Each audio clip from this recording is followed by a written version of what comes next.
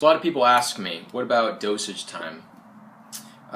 This really depends on a lot of factors. So a lot of these different laser companies want to make it seem really easy. Use their laser. It's the best thing ever for fibromyalgia. It's the best thing for rehabilitating the tendons. All this kind of stuff. They try to make it seem really, really, really simple.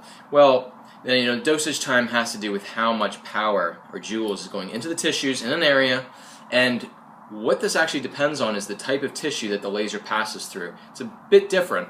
If you have somebody with a lot of fat, for example, over their hip, the laser has to pass through all that and it gets dispersed through the different layers of tissue, versus, say, working on like somebody's knuckle, okay, where it's right near the surface, the laser penetrates right into it. So there's a lot of variables with dosage time. There's the type of condition, it's the person's lifestyle, it's their age, okay, their chronological age.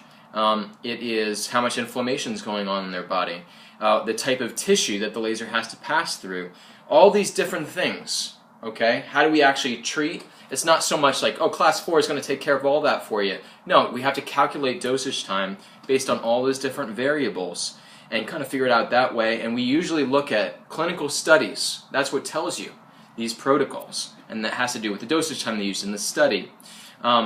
So that is basically how you kind of figure it out. And these different lasers have presets on them a lot of time, and they're usually pulled from clinical studies.